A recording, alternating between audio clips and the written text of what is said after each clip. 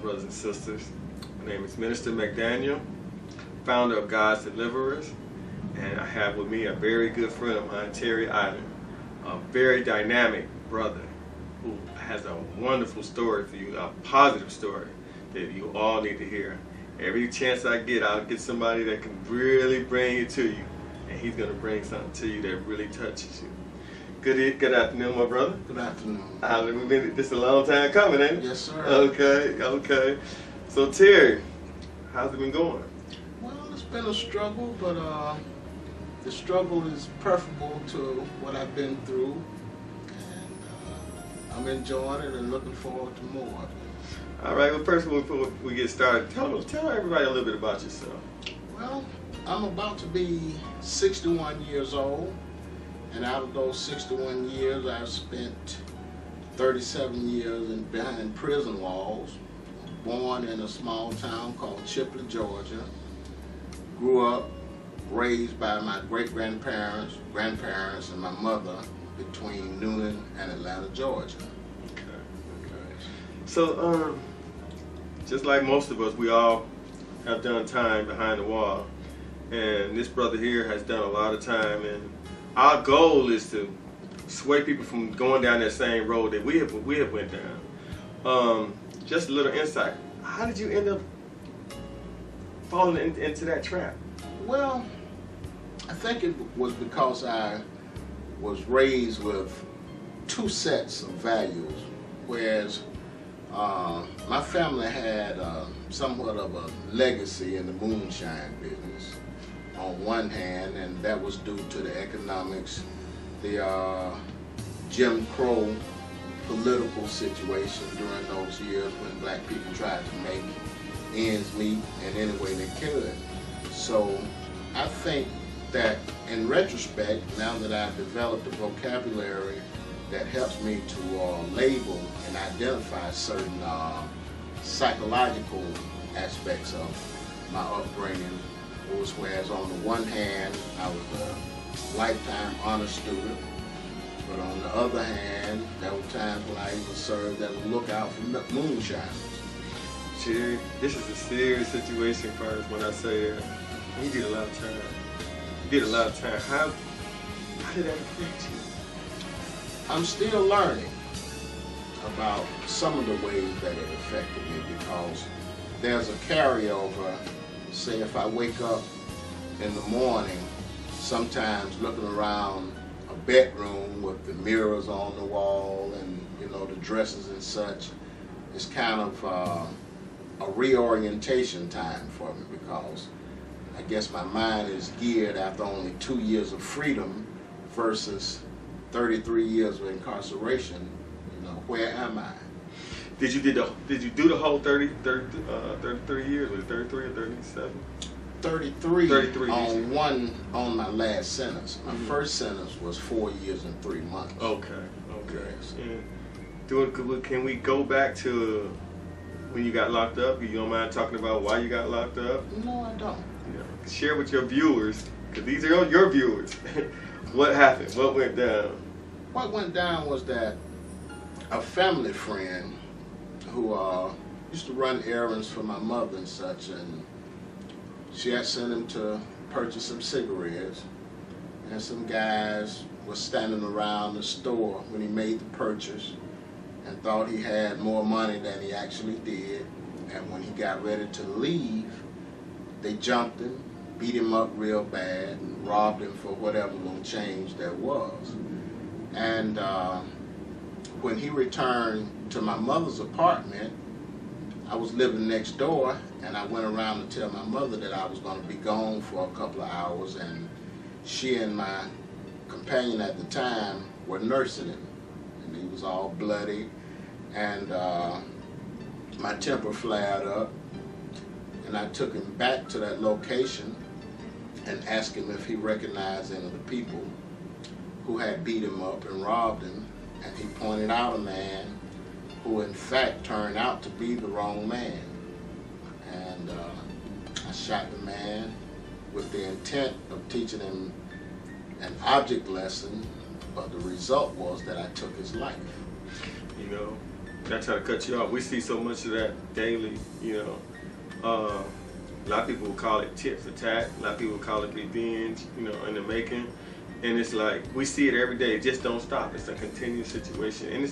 And you know, if we just allow ourselves to have that chill out time, yes, sir. You know, if we had that chill out time, certain things that we go through, you know, our lives would have been a lot different. You know what I'm saying? And it's like, you know, we hate to see our loved ones hurt.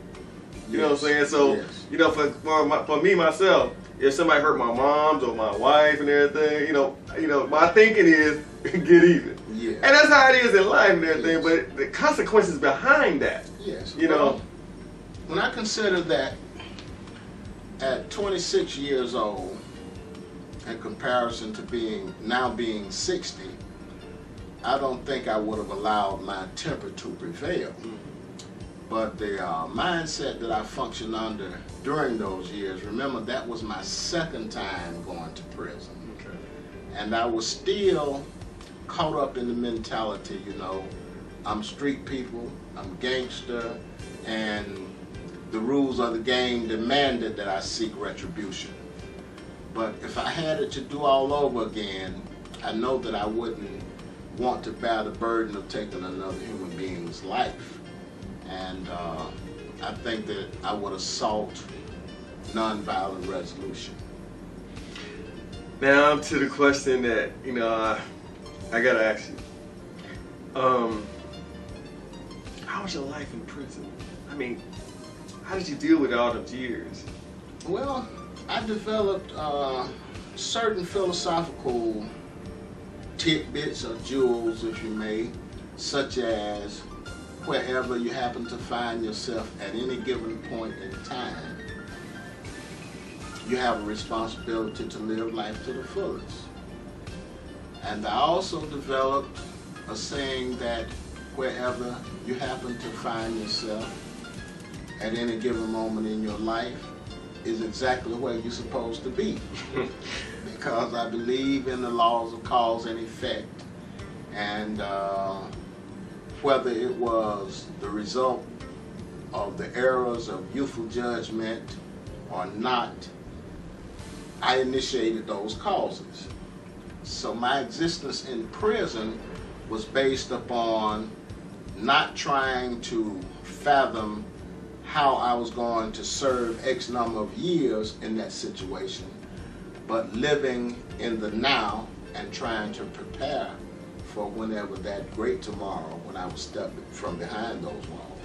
You know, I look at some of the young people that's getting these life sentences and going down the road, you know, they don't come up for parole for 30 years.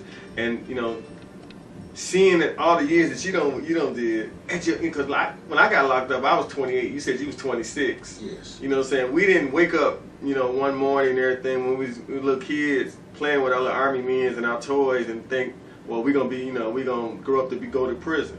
We didn't think that. That wasn't even in our mind. But when we found ourselves there, you know what I'm saying, my thing is, the young people, they think, okay, they can handle this. And they look at us, you know, as older men, you know, okay, we handled it. But we didn't want to handle it. Explain that. Well, I have to explain that they are badly mistaken if they think it was as simple as saying that we handled it. Because I have health complications that could be attributed to some of the stresses. I had a heart attack at the age of 38 when I thought I was in the best physical condition of my life. I was doing a maximum bench press of 327 pounds and every other day running 5 and 6 miles, and out of the blue I had a heart attack. And it's much more than handling. You know, you have to endure, but if you don't have certain foundational teachings, such as those that were given to me by these 3 generations of women, my mother, grandmother, and great-grandmother. What were those teachings? Some of those teachings were such as bend without breaking. If you get to the end of your rope, tie a knot in it and stand on the knot. You know, you could call them folk folkisms, old sayings, you know, and there were even times when I was confronted with situations and it was like I would have a flashback to a situation that might have taken place in the household, whereas some of the bootleg customers may have been about to fight, and how the cooler heads prevailed in diffusing that situation. And I had to utilize that sometimes in prison. But I think that one of the things that made me an exception to the rule is because of having been raised as the only child in the household.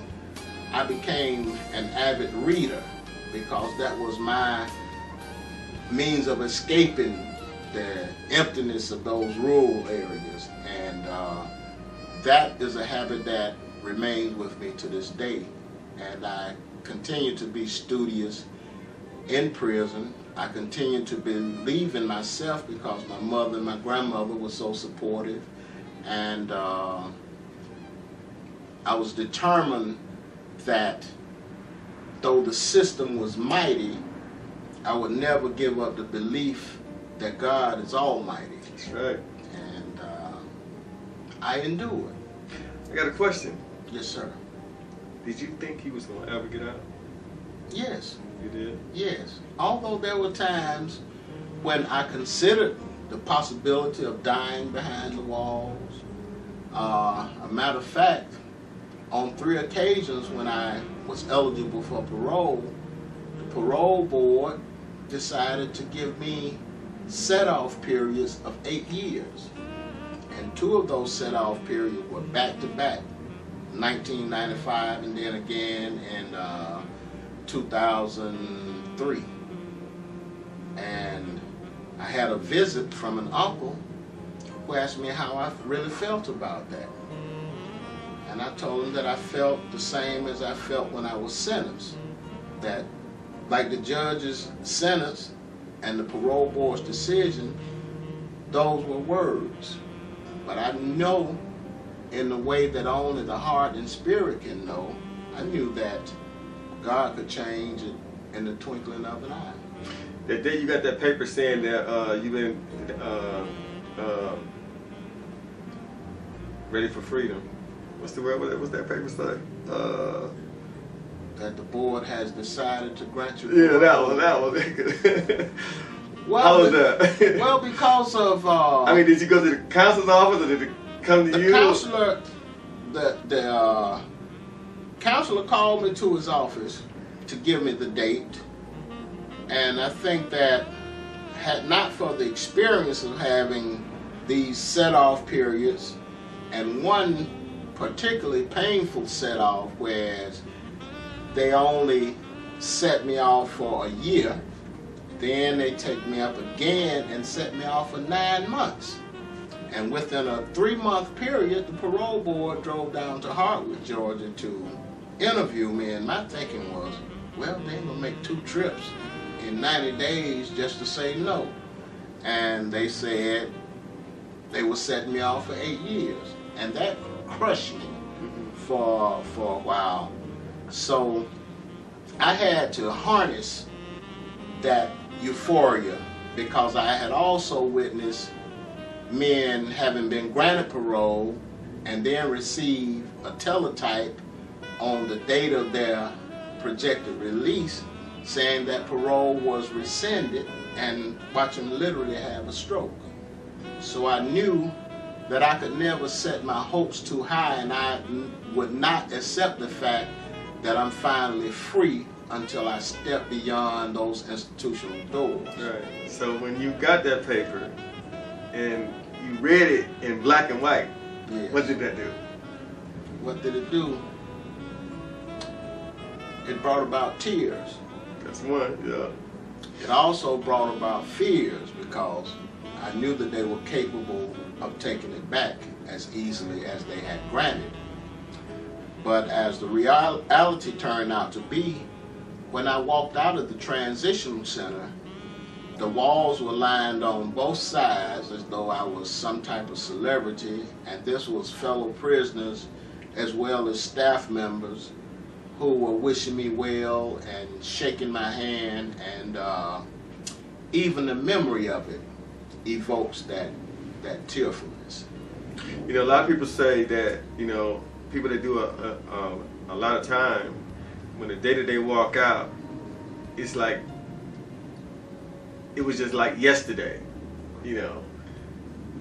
I can't grasp that because, you know, when I say that, I can't grasp it because a lot of things that you don't went through over those years and everything of being denied parole and your family, you know, getting older and people passing on. Yes. You know, you can't forget those kind of things, you know. So when they say, you know, who could possibly think like that? They say, well, it was just like yesterday. I just got locked, you know, I feel like I just got locked up yesterday.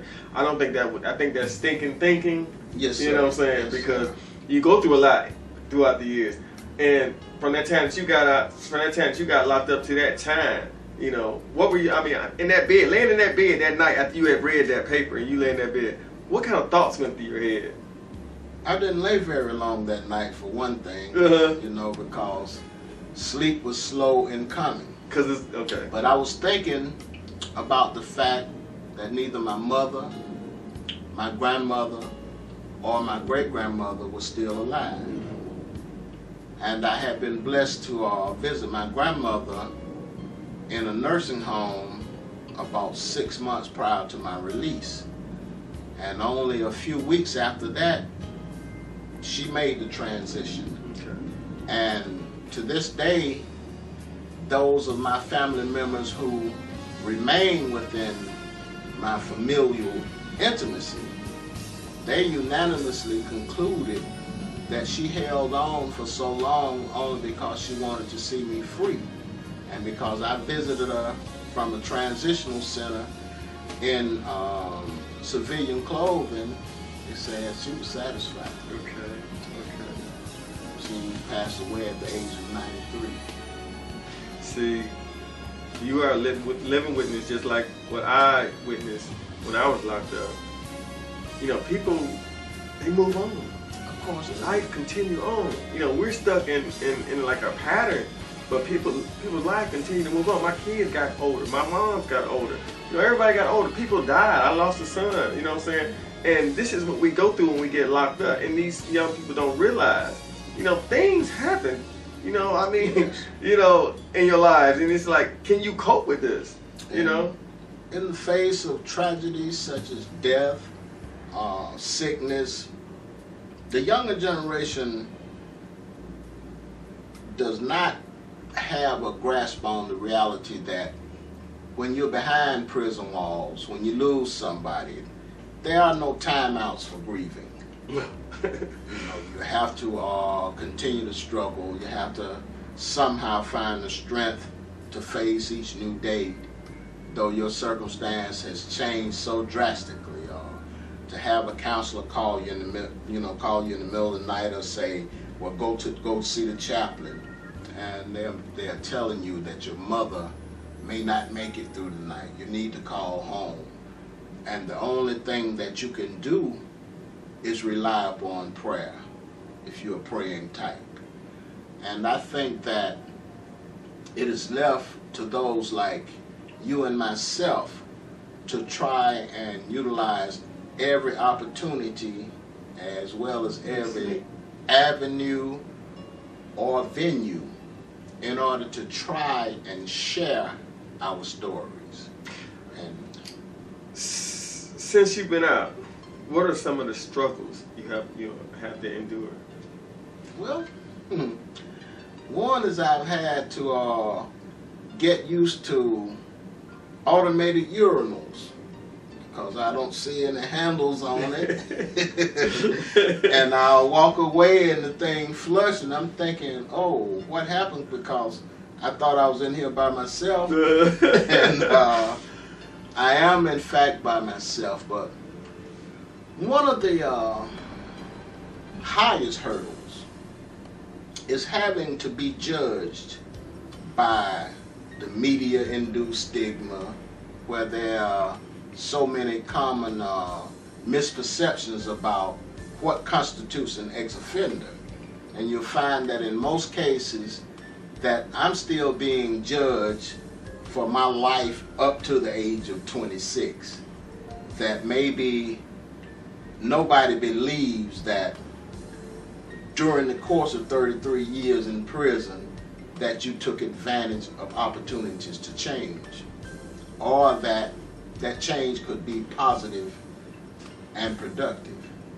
So that is my greatest struggle to this day, because people think or take for granted that because you're an ex-offender that you're untrustworthy, that you are ignorant, you are uneducated, and that is a psycho-emotional hurdle that I have to deal with, because I don't feel any particular need for the sanction of others in order to validate my personal sense of self. But I know that for the vast number of ex-offenders who have to contend with that, there are so many more who are not as mature. I've been hearing a lot about you as far as, you know, I know we're both involved in a PIC program, and that's people infected by incarceration. Yes, sir. But I also hear that you do things at a school. Just tell us a little bit about that. Well, I have a nephew and a niece who attend a school where, as before I went to prison, I never had the experience of some little people saying Uncle Terry or calling me up, Uncle Terry, can we hang out with you, when we're gonna see you. And I went with my brother to discuss a situation that had developed with my nephew, and he was on the verge of being suspended.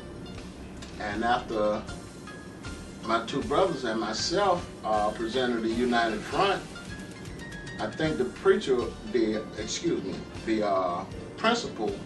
was impressed with us as black men who were actively involved with these children, and he offered us a deal that if we would volunteer to monitor the cafeteria,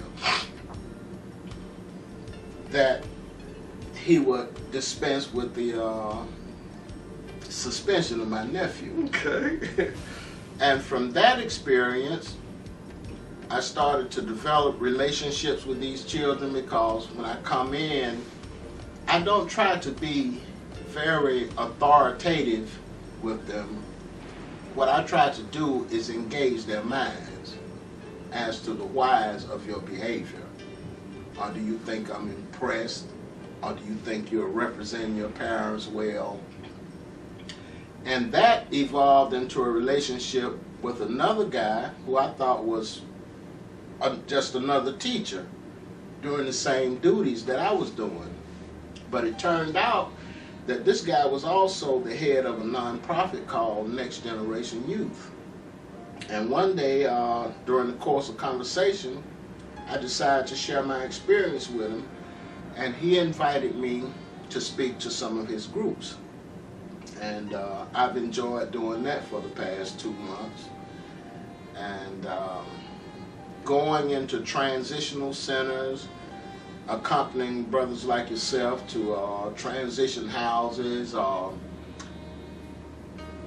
Yesterday I went into Smith State Prison, which now has the reputation of being Georgia's worst, and addressing a group of lifers. I'm talking about 100 lifers.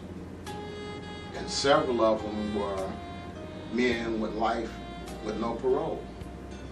And to be in front of people, a lot of them who appear to be forlorn or just hopeless, and to have wrestled with the thought the night before, what do I tell a man who has life with no parole? And it was basically sharing the jewels that I mentioned earlier, that the laws change, situations change, but always be mindful that the system is mighty, but God is almighty. That's right. You know, because he's our everything. But this is the $1 million statement. You got about, let's say you got about 5,000 viewers right now, and all of them young. What, from your heart, can you possibly say to them to sway them to keep them from going down that same road that we have been down? What could you possibly give to them right now? Number one is to place your trust in God. That's above all. Number two is that all avenues in the so-called fast lane lead to dead-end streets, and that there's no amount of money that you can earn in the hustle, in the robbery, in the pimping, stealing. There's no amount of money that will justify the suffering that you will have to endure behind prison walls. And that if you are young, please realize that, as Obama said during his initial campaign, yes, you can, to paraphrase him. You can achieve what you will. Your will creates your destiny. But be willing to sacrifice the same energies that you commit to video games or the so-called fun things. Be willing to commit that energy to self-development and to come full circle. Put God first in your life. Okay. Before we close, this has been really a blessing. This has really truly been a blessing. Is there anything that you feel that you would like to elaborate or enlighten from your heart? Well, there are a number of things. Again, I think that young people should learn to be more respectful of our elders. And I think that they should also understand that education is of the utmost importance, because I believe that all of you have heard that knowledge is the key to power. But please look deeper into that statement and understand that knowledge is nothing but bits and pieces of information. And when you acquire that information, it's up to you to organize it in a manner that will prove most fruitful to you. So place education as a high priority, because the knowledge that you acquire is something that can never be taken away from you. And if you still have a grasp on your youth, don't be afraid to fail when you say, I want to try to be this. Because if you're truly a youth, you have time enough left for a number of attempts. And if you continue to apply yourself, you will succeed. Ladies and gentlemen, you heard the jewels of Terry Island. You know, he's giving back to society. We all got to give back something, because truly, I'm truly trying to keep you all from going behind the wall. It don't have to be young. It's anybody that has the time to listen to what we have to say. Because of our statement, our demand right now is to keep you all from falling prey to prison life. Prison life is a commodity now. They're seriously franchising. I mean, as many people they can get to go to prison, they make money off you. Privatized prisons even have a seat on Wall Street now, on the stock exchange. This is a man that listens and reads sincerely, check yourself before you wreck yourself. And we thank you all for viewing us today. May I add a final point? Please stay abreast of the projections of God's deliverers and take advantage of the blessing of having a brother such as Reverend DeBray McDaniel committed to bringing you a positive message. Thank you for that, brother. God bless you.